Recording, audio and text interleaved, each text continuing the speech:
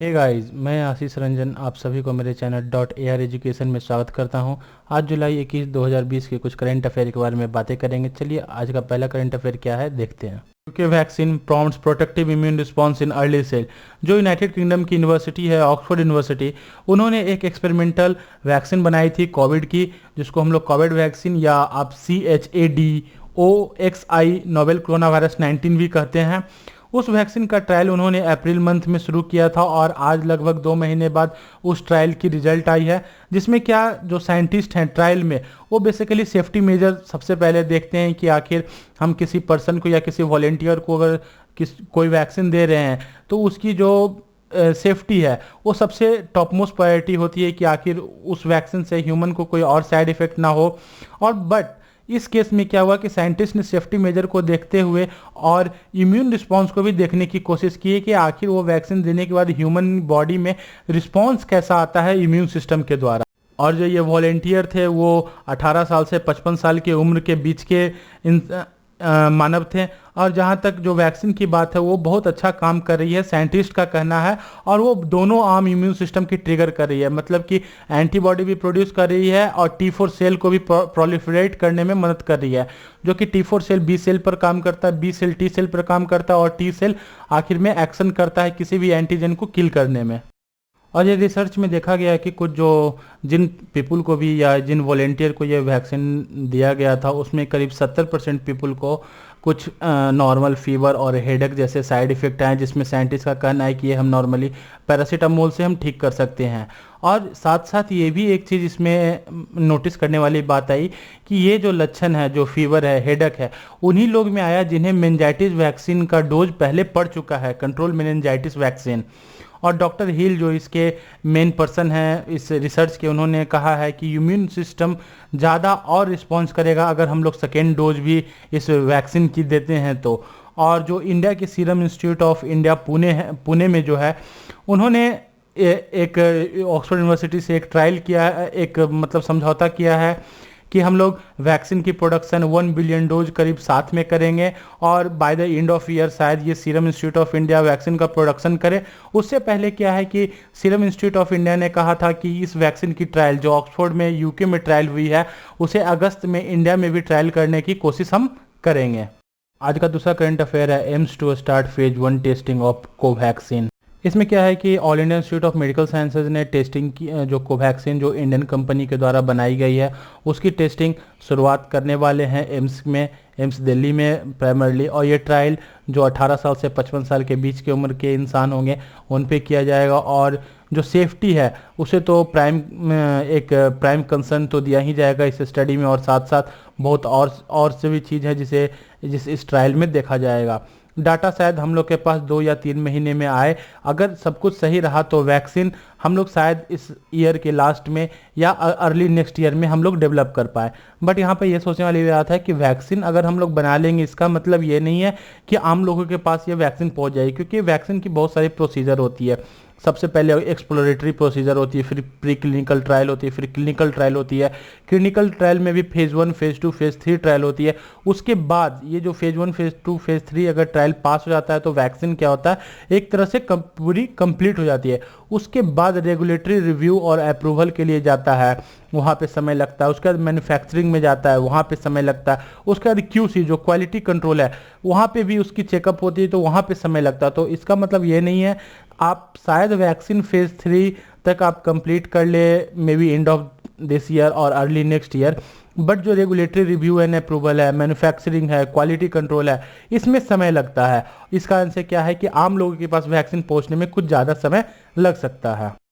और जो हम कोवैक्सीन की बात करें वो बायोटेक के द्वारा बनाई गई है ICMR के साथ टाई अप कर। और इसकी फेज़ 1 की जो ट्रायल है एम्स में भी, और साथ साथ 12 और इंस्टीट्यूट है इंडिया में, वहाँ इसकी ट्रायल होगी, जिसमें एक और निज़ाम इंस्टीट्यूट ऑफ मेडिकल साइंस है जहाँ पर फेज़ 1 की ट्रायल शुरुआत हो चुकी है। यहाँ पे भी मेन फोकस तो प्राइम कंसर्न तो सेफ्टी ही रहेगी। और साथ साथ यहाँ पर ये भी देखा जाएगा कि क्या एंटीबॉडी डेवलप हो रही है वॉलेंटियर में या नहीं हो रही है। अगर डेवलप हो रही है तो कितना समय लग रहा है एंटीबॉडी को प्रोड्यूस होने में। अगर एंटीबॉडी भी प्रोड्यूस हो रहा है तो कितने लंबे समय तक उस इंसान के शरीर में ये एंटीबॉडी प्रेजेंट रहेगा कोरोना वायरस से फाइट करने के लिए। और जैसा कि ऑक्सफोर्ड यूनिवर्सिटी ने बताया कि अगर हम लोग सेकेंड डोज दें तो इम्यून को और बूस्ट मिलेगा, जिस कारण से लंबे समय तक ये एंटीबॉडी ह्यूमन बॉडी में प्रेजेंट रहेगी। तो देखना होगा कि इसकी जब भी रिजल्ट आए आज से 2 महीने 3 महीने बाद, तो क्या रिजल्ट आती है कोवैक्सीन की।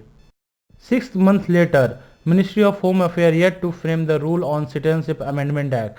आज अगर हम लोग देखें तो करीब 6 महीने बाद जो सिटीजनशिप अमेंडमेंट एक्ट 2019 में दिसंबर 11 को पार्लियामेंट के द्वारा पास कर दिया गया था, उसकी जो गाइडलाइन है, उसकी जो रूल है, वो अभी तक पार्लियामेंट को बताया नहीं गया है और ये 6 महीने से ज़्यादा डिले हो चुका है।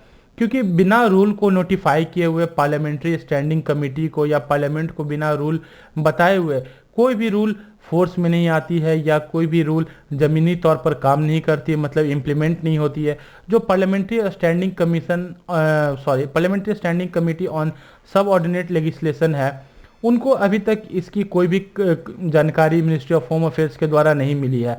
जो पार्लियामेंट्री स्टैंडिंग कमेटी ऑन सब ऑर्डिनेट लेजिस्लेशन है, आखिर हम उसकी बात करें तो ये जो कमेटी है सबसे पहले 1953 में कॉन्स्टिट्यूट की गई थी और इस कमेटी की काम है स्क्रूटिनाइज और इंश्योर करना कि जो पावर या जो रूल रेगुलेशन लॉ के द्वारा बनाया जा रहा है वो कॉन्स्टिट्यूशन से सही है, मतलब कि संवैधानिक रूप से सही है या नहीं है। और ये पार्लियामेंट को ये जानकारी दी जाती है कि हाँ, पार्लियामेंट्री स्टैंडिंग कमेटी ऑफ सब ऑर्डिनेट लेजिस्लेशन ने इस रूल को क्लियरली देखा है और ये संविधान के हर एक नियम को फॉलो कर ये रूल बनी है, तभी किसी रूल को इम्प्लीमेंट किया जाता है ग्राउंड लेवल पर।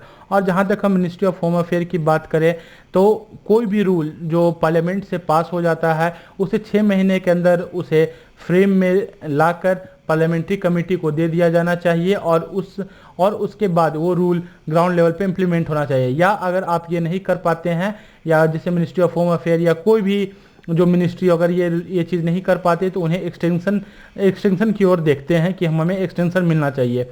और जहाँ तक सीएए की बात करें, जिसकी अमेंडमेंट जो हुई थी वो 11 दिसंबर 2019 को हुई थी और प्रेसिडेंट के द्वारा 12 दिसंबर को पास कर दिया गया था।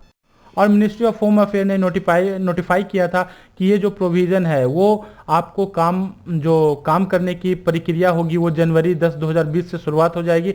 बट अभी तक देखा जाए तो अभी तक कोई रूल बना नहीं है। तो 10 जून से अभी 6 महीने पार कर चुके हैं बट अभी भी मिनिस्ट्री ऑफ होम अफेयर ने कोई भी इंफॉर्मेशन नहीं दी है। इसलिए पार्लियामेंट्री स्टैंडिंग कमेटी ऑन सब ऑर्डिनेट लेजिस्लेशन ने इस चीज़ की मांग की है कि हमें जानकारी दी जाए। आज का चौथा करंट अफेयर है, India will never be a part of alliance system. ये हमारे फॉरेन मिनिस्टर सुब्रमण्यम जयशंकर जी ने कहा है। उन्होंने कहा है कि जो नॉन अलाइनमेंट है ये एक ओल्ड कॉन्सेप्ट बन चुका है आज के समय में, बट इसका मतलब ये नहीं है कि इंडिया एक अलायंस सिस्टम की ओर बढ़ रहा है या अलायंस का एक पार्ट है। और ये चीज़ उन्होंने कहा कि जैसे ग्लोबल कॉन्सिक्वेंसेज चेंज हो रहे हैं, जो ग्लोबल की पावर है, जैसे पावर शिफ्टिंग हो रही है, उसमें जो यूनाइटेड स्टेट है और जैसे असर्टिवनेस ऑफ चाइना, जो चाइना की आप फोर्सफुल बिहेवियर देख सकते हैं साउथ चाइना सी में, या आप इंडिया में ही लद्दाख में देख सकते हैं। ये सब एक स्पेस ओपन कर रहा है मिडिल पावर कंट्री के लिए कि आप एक मेजर पावर की ओर उभरे। जैसे कि मिडिल पावर कंट्री का उनके जो कहना था वो इंडिया हो या जापान हो या यूरोपियन यूनियन हो या कोई और हो। और जो नॉन अलाइनमेंट की बात थी, उन्होंने कहा कि एक पर्टिकुलर एरा के लिए एक जियोपॉलिटिकल लैंडस्केप में एक समय में सही था। और ये सब बातें उन्होंने CNBC TV 18 पर वर्चुअली कही थी। इसी बातचीत में हमारे फॉरेन मिनिस्टर सुब्रमण्यम जयशंकर जी से पूछा गया था कि as the world rebalance how should India capitalise. जैसे कि दुनिया में जो पावर की समीकरण बदल रही है तो इसमें इंडिया कैसे कैपिटलाइज करेगा। तो जयशंकर जी एक फॉरेन डिप्लोमेट है और उनकी जवाब इतनी हाई लेवल की डिप्लोमेसी की होती है कि इसे आमतौर पर समझना तो मुश्किल ही है, बट मैं कोशिश कर सकता हूँ। जिसमें उन्हें ये कहा था कि जो कॉन्सिक्वेंसेज है आगे के समय है यूएस की, उसमें क्या है कि यूएस एक बिग अम्ब्रेला की तरह दिखेगा बट वो जो काम है वो एक स्मॉल हो चुका है। जो पहले की जो यूनाइटेड स्टेट्स थी जिसकी काम एक बिग अम्ब्रेला की तरह दिखना भी था और वर्क भी था बिग अम्ब्रेला की तरह, मतलब कि एक बड़े रूप में समी रूप में अपने आप को प्रदर्शित करना, वो अब नहीं रहेगा। जिस कारण से जो भी अलायंस कंट्री है यूनाइटेड स्टेट्स की या जो भी एक छोटे मोटे जो कंट्री हैं उनको एक ऑटोनोमस रोल मिल गया कि वो अपने बात को अलग से रख सकते हैं। डज नॉट मतलब वो ये भी कहना चाह रहे हैं कि आजकल बहुत सारी दुनिया है जो यूएस पे नहीं डिपेंड करना चाह रहे हैं कि जो यूएस बोलेगा वही हम बोलेंगे, या इस तरह की बातें। जैसे आप इसका सीधा एग्जांपल टर्की का ले सकते हैं। इससे उन्होंने ये कहा कि ये जैसे समीकरण बदल रहे हैं, इससे हमें कोई घाटा या हमें कोई फायदा या हम पर कोई भी इफेक्ट नहीं पड़ेगा, क्योंकि इंडिया कभी भी एक अलायंस का पार्ट नहीं रहा है। बट कंट्री जो यूएस पे डिपेंड थी, उन्हें अब एक कॉल लेना होगा कि आखिर वो यूएस के तरफ है या चाइना की तरफ है, या वो अपना एक ऑटोनोमस बनाना चाहते हैं। तो ये एक जैसे यूनाइटेड स्टेट्स की भी एक रिसेंटली एक इनविटेशन आई थी कि इंडिया को G7 में ज्वाइन करना चाहिए।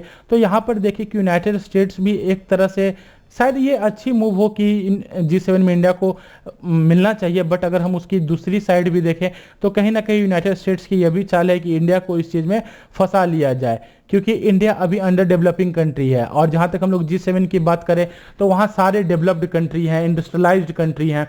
तो अगर इंडिया उस ग्रुप में शामिल होता है तो एक तरह से अलायंस में भी शामिल हो जाएगा, जो हमारे सुब्रमण्यम जयशंकर जी कहते हैं कि इंडिया कभी भी एक अलायंस का पार्ट नहीं है। और साथ साथ क्या है कि जो इंडिया को फायदे मिलते थे अंडर डेवलप्ड कंट्री का, अगर उस ग्रुप में अगर वो शामिल हो जाते हैं तो क्या होगा कि इंडिया की बहुत ज़्यादा चांसेज है कि वो अंडर डेवलप से डेवलप कंट्री के कैटेगरी में आ जाए, जिस कारण से इंडिया को जो भी फायदा मिलता है एक्सपोर्ट में इंपोर्ट में, वो चीज़ शायद मिलना बंद हो जाए। तो ये कहीं ना कहीं एक यूएस की चाल भी हो सकती है इंडिया की इनकल्जन में, कि आप अगर हमारे अलायंस हो जाएंगे तो चाइना के खिलाफ आप स्टेटमेंट दें, जिस कारण से इंडिया का भी एक डाउनसाइड होगा कि अगर हम किसी के खिलाफ स्टेटमेंट देंगे, अगर जैसे रसिया है वो यूएस की उतनी बड़ी पार्टनर नहीं है, तो अगर यूएस अगर कोई कमेंट रसिया पे करता है, चाइना पे करता है, तो इंडिया को उस कमेंट को सपोर्ट करना होगा, जिस कारण से क्या हुआ कि हमारे रिलेशन बहुत सारे और भी कंट्री से खराब हो सकते हैं। और साथ साथ जो हमारे इंटरनल पॉलिटिकल व्यू हैं उन पे भी बाहर से कमेंट आना शुरू हो जाएगा।